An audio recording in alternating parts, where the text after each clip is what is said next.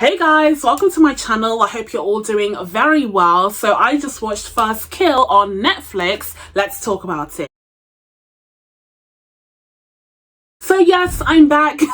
I'm so happy to be back giving you guys another review. I was away on a mini holiday during the bank holiday weekend for the Platinum Jubilee. I'm so happy to be back now to share my thoughts on Netflix's latest series, First Kill. But before we get into all of that good stuff, as per usual, if you haven't already, please be sure to subscribe to my channel and make sure you turn on your notifications so that you can be told when I upload next. So now, without further ado, let's get into my thoughts on First Kill. So First Kill was created by Victoria Schwab, who was also the author of the books that this TV series is adapting. Now that's really interesting because to me it says that the author actually had a lot of creative control in the series, and that's really exciting and very important because this show is quite unique because I believe it is the first ever, okay, let me try and get this right, interracial lesbian vampire teen romance.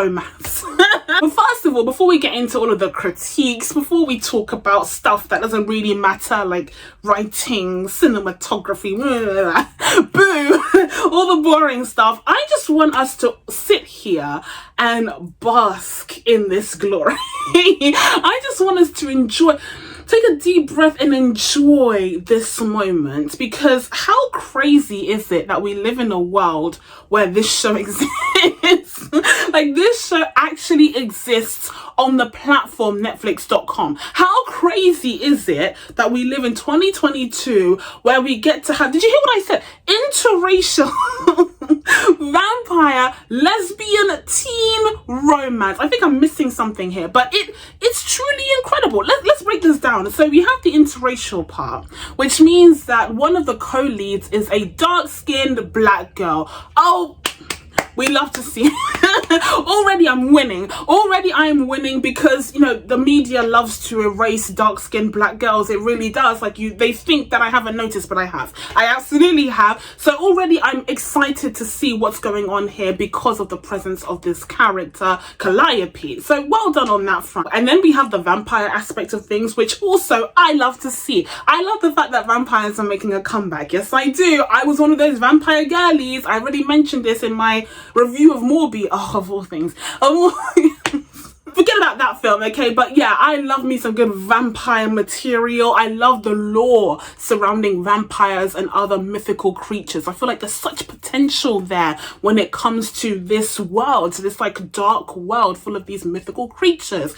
And even though, of course, we have franchises like, you know, Twilight and the Vampire Diaries and the original, the Superior show, I do feel like there's still, you know, endless potential to dive into the creatures of the night and the lore that surrounds them, which I have to say this series does a good job of, and we'll talk about in a second. But yeah, that already got me very excited. And then next we move on to the lesbian aspect of this series, and, you know, happy Pride Month first and foremost. Secondly, I have to say, and like, you know, I'm not a part of this community. I'm not going to sit here and speak louder than everyone else. I'd be happy to hear you guys' thoughts, especially if you are part of the LGBTQIA community. But I have happened to notice personally that lesbian representation in media isn't having the same moment as gay representation in media, like just from what I can see in my periphery. Okay, again, if you disagree, please let me know, please tell me and educate me, but that's just kind of what I've noticed. It tends to be that if we do see lesbian couples, that they are part of an ensemble cast and are not like the main characters, whereas I think things are kind of advancing a little bit more with gay representation, like Love Simon and Love Victor and Heartstoppers most recently. So I was really happy to see that this series focuses on a lesbian couple, especially in the genre that it belongs to, because that's definitely unheard of. And then we have the teen aspect to explore. This is something that I feel very passionate about. This is something that, oh, if you watch my review of Turning Red, you know how I feel about society's treatment of media that is primarily directed towards teenage girls. I despise it. Oh, a lot of people are going to hell. A lot of people are never seeing the pearly gates. I despise how society treats the media that is primarily directed towards teenage girls. They treat it with such contempt, with such disrespect, with such just anger, just unfounded anger. I mean, look at how they're treating Miss Marvel. Oh my god, only one episode of that series has dropped on disneyplus.com and they're already shunning the entire character and the entire concept. It makes me ill. It makes me so angry. So the fact that we have this new series, First Kill, that is primarily directed towards teenage girls, it's still dropped on netflix.com and people are still watching it. It is in the top 10 in the UK on the platform. It just makes me really happy. To me, this is kind of like a rebellion against the tide, a rebellion against this shunning of media that is primarily directed towards teenage girls. Despite what the press have to say about the series, despite what critics have to say about this series, people still want to check it out because there is an audience for it, and this kind of media is still valid. It's still valid. And if you don't like it, if it's not for you, then guess what, my friend? You don't have to watch. You don't actually have to watch. Instead of review bombing it, which is what's happening with Miss Marvel, you can just ignore it. You can just turn your head in another direction towards the plethora of options that you have. But anyways, going back to First Kill, the very existence of this series is kind of like a rebellion against the norm, as it were, against what is seen as, popular and also acceptable when it comes to media, respectable media. And I just love the fact that this series exists. It's one of a kind. Okay, so now let's get into the story. And what's that I smell? Is that a enemies to lovers storyline? is that an enemies to lovers storyline that I smell? Oh yes. The second one of the year, guys. Like Netflix understands exactly what I want to see, and I can't be angry at it for that. I literally I'm so sorry, I can't be angry when it's giving me everything I could want and more. It's an enemies to lovers storyline. Another one. I will say, listen, Bridgerton season 2 still holds the trophy. It still holds the Academy Award of enemies to lovers storylines, especially from 2022. Let's be real, we're not quite on the same level here, but I will say I do appreciate this storyline whenever I see it, especially if it's executed well, which I do think for the most part it is in this series. And in addition to our enemies to lovers storyline, we also have a sprinkling, or a healthy dose, to be honest, of Romeo and Juliet. Like, absolutely. One of the characters is even called Juliet, although this time around the other character is Calliope. But here we have these, two young girls who come from completely different worlds. Juliet's family are a family of legacy vampires, which basically means that they can procreate, and their lineage stems all the way back from the days of the Bible, of the book of Genesis, where Adam and Eve were in that sacred garden, and then Eve took a bite of the apple, and then the snake came along, and something to do with Lilith. I actually can't remember the book of Genesis that well, so I'm just gonna stop there. But it's from biblical times, this lineage, and even though there are a few families of legacy vampires which are deemed very powerful and of the upper echelon of the vampire community, it is the Fairmont family specifically that are in charge of the sacred snake. I think it's the snake from the biblical times. Is it the same one, or the descendants of the snake? I don't know. I don't know what's going on. It's the sacred evil snake that they take charge of, and they see Lilith as the matriarch, the starter of the family. And so the Fairmont family definitely have a lot of respect within the vampire community because they are the keeper of the snake, on top of being a legacy family. Now, poor Juliet is of course caught in the middle of this because her family naturally has a huge rivalry against Calliope's family, and Calliope's family are a family of hunters. Now, they're not just vampire hunters. This is what actually surprised me. I didn't realize this wasn't just a vampire versus humans world. This is a monsterverse where there are all these different types of monsters that we've seen in all of these different lores, and the Burns family, which is Calliope's family, are a group of powerful hunters that go against a bunch of different monsters that come up in their community. And actually they move around a lot. She's kind of like an army kid, I guess. They move around a lot because they're constantly assigned different missions to take down various monsters that show up in different parts of the world. So I thought this was a really interesting concept, because not only do you have that Romeo and Juliet aspect where their families are mortal enemies, you know, you have these vampires, very powerful, very highly regarded in their community. And then on the other side, you have an equally well-regarded family, this time around of hunters. It's giving very two households both alike in dignity. But again, I also love the fact that this series dares to even expand the lore and the literature, diving into various different monsters and also just creating a whole world of its own in terms of the mythology of the vampires, of the hunters, the authorities that govern both the vampires and hunters. I liked all of that. I thought it was really good stuff. It kind of took it to the next level where it wasn't just about the, you know, central romance with Juliet and Calliope, but you actually had some interesting things going on in the periphery as well, to the point where some of the characters like Talia Burns ended up being one of the highlights of the show. And not only because she was exceptionally well portrayed by Ubin Wise, who's the actress who portrays her, but also because she was actually given an interesting storyline to portray on the show. And aside from the supernatural elements of the families that divide them, you also have the kind of nature of these families that also, you know, speak to how different they are. Because on the one hand, you have the Burns family, and they are a united unit. They are a well-oiled machine, okay? Like, they work together really well. They've been training pretty much their entire lives, and the kids respect their parents. They love their family. And even though there's definitely tension between the brothers, it's because they want to do a great job at hunting. Like, they want the glory, they want the respect from the hunter council, so that's why they're arguing. But it's not from a place of malice or hatred in any way. But then on the flip side, you have the Fairmont family, which are just like a mess.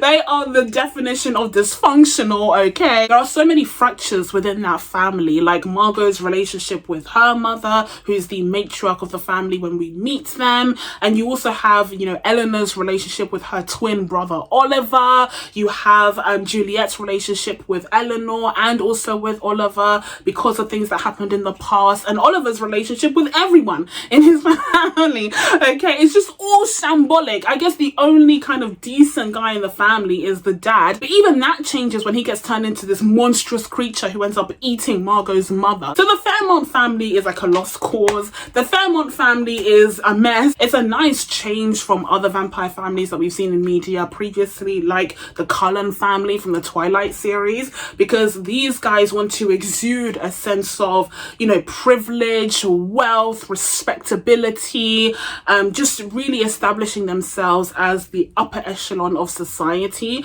But when you look behind closed doors, you see that it is truly shambolic. Their family is entirely dysfunctional and everything is falling apart like that. But despite the differences in the family structure between the Fairmonts and the Burns, one thing that they both have in common is how they treat the youngest members of their families, which happen to be our two stars here, Juliet and Calliope. This series is called First Kill for a reason. It's called First Kill for a reason, guys, because both of these two ladies have not made their first kill when we meet them. In the case of Juliet, you know, her first kill would be a human that she would drain, therefore making her an official vampire as opposed to like a vampire fledgling or something. It's different here because she was like created, like she was procreated, like she was born as opposed to turned. So it's different, and she has to kind of kill someone in order to fully turn into a vampire, which she hasn't done when we meet her.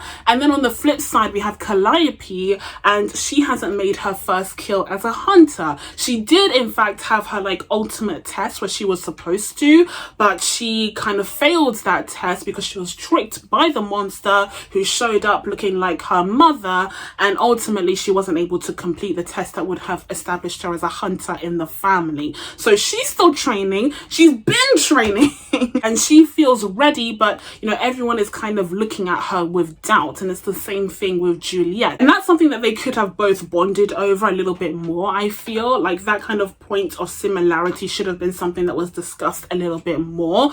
They do end up both making their first kills pretty early on in the series, so that doesn't allow enough time for that discussion to happen and for them to kind of bond over that similarity that they both had. But when the two of them do both meet at the beginning of the series, they bond over something. They bond over this kind of inexplicable chemistry, attraction that they have for one another, and that ends up with them kissing at this party which Juliet invited Calliope to, and that's where they try and simultaneously make their first kills, with Juliet reaching out to bite Calliope, intending to drain her, and Calliope stabbing Juliet with a stake which should have worked but doesn't, because Juliet is a legacy vampire. And I like that aspect as well. I love the fact that, you know, they are on separate sides of this, you know, mythological spectrum and they both kind of aim to kill at the same time,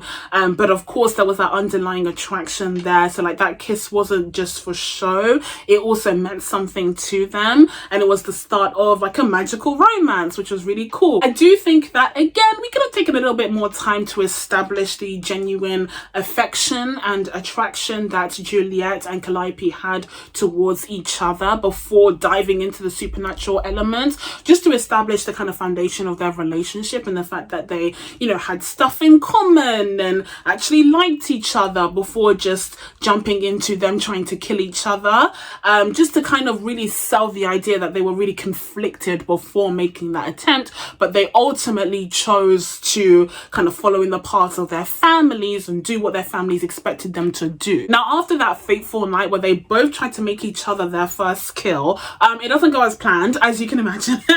Okay, because the series goes on. Both characters are still alive by the end of the night, but Juliet manages to convince her family that she did in fact kill her first victim, and they hold this like special ceremony for her where the snake is supposed to like accept her as the latest kind of fully turned Fairmont vampire, but of course she knows that that whole ceremony isn't going to work because she didn't actually kill her first victim, and Eleanor, her older sister, actually suspects this as well and tries to get Juliet to kill her first victim before the ceremony, but ultimately she doesn't manage to do that, and this ends up in this big showdown because in the meantime the Burns family have discovered that the reason why Calliope wasn't able to kill the vampire that she found was because that vampire is a legacy vampire and she can't be killed by a stake alone. So they plan this big ambush to the Fairmont house on the same night as the ceremony, and that's when Juliet and Calliope's paths cross again. There's a bunch of chaos that ensues, but basically Juliet ends up fully turning when she bites Calliope's kidnapper, because Calliope can't be trusted to fight on the side of the Burns family because she's a vampire lover, whatever. So she had this kidnapper, this guy who sucked, who was from like the Hunter Council, and Juliet obviously had to save her, and so she bit into that kidnapper and, you know, drained him of his blood, and that was her first kill. And I think it was cute, like it was a good way of kind of balancing, you know, Juliet's morality, because obviously she doesn't just want to kill someone for no reason. She doesn't feel that kind of monstrous instinct that her sister is trying to evoke in her, but at the same time she had to save Calliope, she had to defend her, and so it kind of feels like it was like a justified kill, a kill in self-defense, because of the threat that they were under. I will say though, when it comes to Juliet becoming a vampire, I don't think they took enough advantage of that. Like I don't think they stretched that to its limitations. They barely even scratched the surface, honestly. I really wanted to see Juliet become a different character when she became a vampire, but for the majority of the runtime, they kind of forgot that she was a vampire. She wasn't particularly strong. There were moments where she was struggling to lift or push something, just as Calliope was. She wasn't particularly fast. They don't use that speeding effect that Eleanor had a ton. So yeah, I do feel like I wanted to see more of that vampirism in Juliet.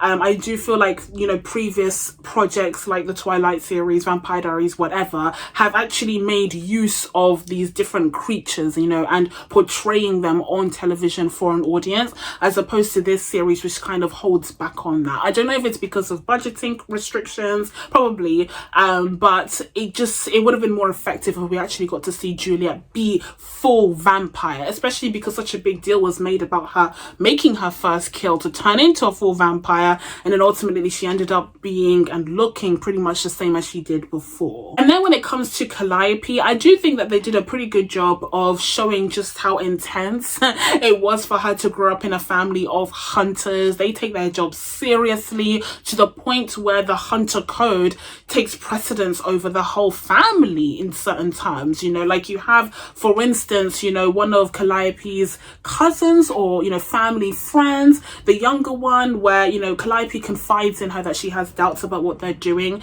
as hunters and whether that actually makes them better than the monsters that they're trying to hunt. And Calliope's friend goes and tells the council, like, like she goes and rats her out, you know, without even a second thought, because they're so thoroughly indoctrinated that, you know, there are no, you know, friendship bonds or loyalty that supersedes that indoctrination. The hunter code always comes first, and so she was willing to snitch on her friend just to ensure the success of the mission, because she felt like her friend was compromised by this vampire. And you also have them, you know, undergo this like weird procedure with Calliope to kind of unbond her from Juliet, because they think that's what's happened, and why Calliope is so invested in Juliet. And then the key moment when you realize that hunting and the hunter code is really priority numero uno to some of these family members in the Burns family, is when Apollo is turned into a vampire and his father is willing to kill him. Absolutely not. Absolutely not. And this is where Talia comes in. So Talia isn't even Apollo's biological mother. She became Apollo's mother when he was 7 years old and his biological mother had passed away and his father got together with Talia. So like she came along in his life later down the line, but she loves him like he is her own. She loves him like, you know, he is her son. Not like, he is her son. And so the idea that his actual biological father would try and kill him because he's been turned into a vampire against his will. Imagine the internal conflict that he's feeling already before you add in all of that drama. So against his will, he was turned into a vampire by Julia. Oh, we'll talk about that in a second. And his father is just ready to kill him. He's like, oh, it's out of my hands. Time to kill. Absolutely not. Absolutely not. And Talia was like, over my dead body. And I was like, absolutely, yeah, this is all. Yeah, don't even try it, sir. Please don't even try it. I was so happy that she managed to escape from that house and get Apollo to a safe place. Now, is the safe place particularly safe? No. I didn't trust Oliver. I didn't trust Oliver one bit. But I do think it was just such a sad state of affairs to see this formerly united family just be destroyed by this huge wrench that was thrown in there in the form of Apollo turning into one of the monsters that they have been trained their entire lives to hunt. Now, from Calliope's perspective, understandably, sis was very upset from this turn of events.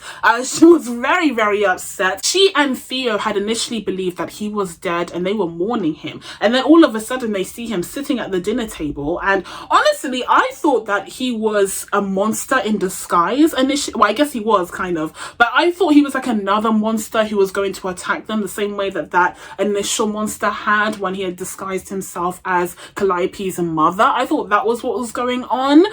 But it turns out that, you know, Apollo was alive, but he had been turned. And initially I was like, well, had Eleanor turned him? I don't remember that happening. But it turns out it's kind of even worse because Juliet turned him.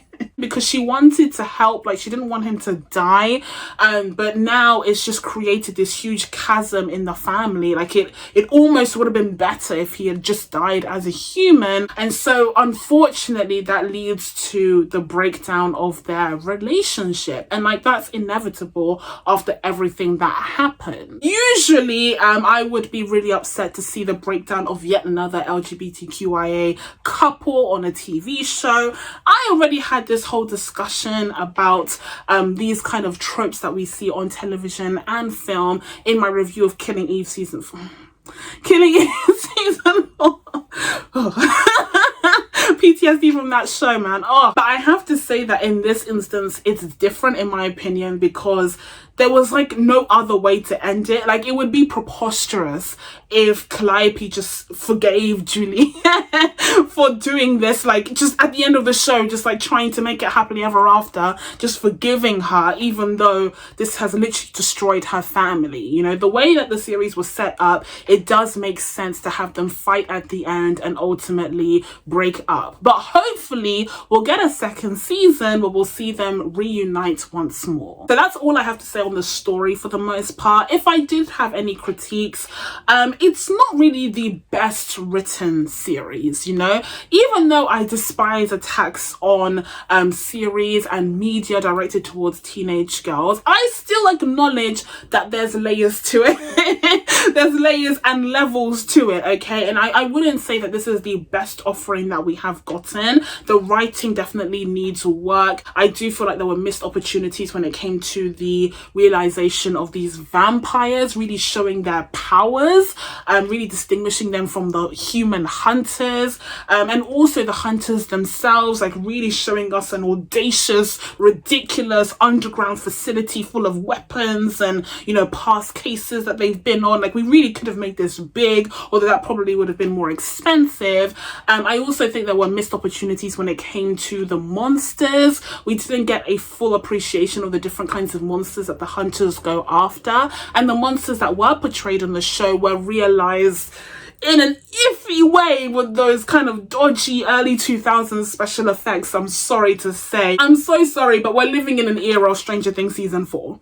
We're living in an era of Stranger Things season 4, and yes, Stranger Things season 4 cost 30 million per episode, and Netflix cannot feasibly dedicate that amount of money into every single series on its platform. Like that's just not what's happening right now. But I do think that this series absolutely would have benefited from a bigger budget to fully portray these different monsters, really give us some realistic looking ones like we see in Stranger Things, just to kind of allow us to feel the action sequences that were happening between the monsters and the hunters, because as they stand, they felt like video game characters. They weren't as, you know, tangible and as impactful as they could have been. I also think that there were missed opportunities with some of the characters, like Eleanor. She felt like a very early 2000s vilification of ultra feminism, which is a bit tired and a bit old-fashioned at this point. Like we've moved past that. We've moved past the villain always wearing pink, okay, and being a spoiled little blonde girl. But then on the flip side, we have Oliver, who's this like alternative king. He's this alternative king who wants to see the world burn. We didn't learn enough about him to be fully invested in his character, and in the end, when he becomes a big player and he's forming this like army of monsters, it seems like it's leading up to something big there, but the foundational work wasn't done in order to establish him as a compelling character, so it kind of falls flat. Like the reveal isn't giving what the series wanted it to give. And another critique of the writing would be surrounding the relationship, the romance between Julia and Calliope. I think the relationship needed a little bit more time to just breathe, to just be. You know, we just needed to bask in their happiness together. It felt like the majority of the time they were together, they were just kind of panicking about their situation and like, you know, desperately clasping onto each other's hands. But I feel like we needed just a couple more scenes of them enjoying each other's company, maybe going on a date, or just something to show us the kind of romantic bonds that has developed between the two characters. And speaking of the romance between Julia and Calliope, I did just want to mention that the actresses, I feel, did a really good job, especially considering what they were given. I do think there was some chemistry there. I just, you know, wish they would have had more time to really let that develop and really let that sink in so that the audience can be fully invested in the relationship that they have. Okay, so I just realized that my microphone wasn't plugged in the entire time. Isn't that just great? I'm so sorry if the sound quality for this video has been trash the entire time. I don't know what to do. I'm so sorry. But lastly, I did just want to touch on the music of this series.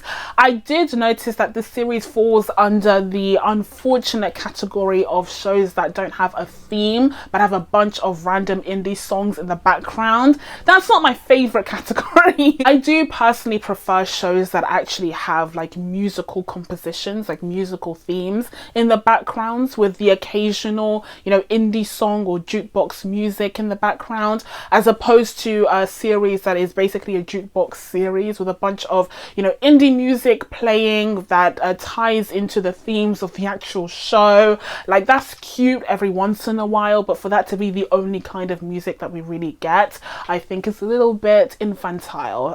It's not as sophisticated in my opinion, and also can get a bit annoying and distracting when you hear a bunch of these songs in the background playing one after the other. So yeah, if they could just correct that, if they could make like an actual musical theme, like an actual composition to go with the series, as opposed to just relying on a Spotify playlist, that would be great.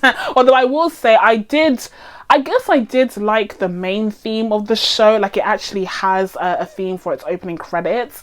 It's cute. Like, it's it's very Disney Channel, but you know, I'm not against it. I have also complained about the lack of TV show themes in general, so I can't then complain about this one, even if it is a bit cheesy. So with all of that being said, I'm going to be giving First Kill a 6.5 out of 10. So that's it from me. Now that I told you guys my thoughts on First Kill with terrible sound quality, I'm so sorry. I'm so sorry. It's time for you guys to let me know what you thought of this series down in the comments below. Please be sure to subscribe to catch you videos coming up. Thank you guys so much for watching. I really appreciate it, and I will see you in the next one. Bye.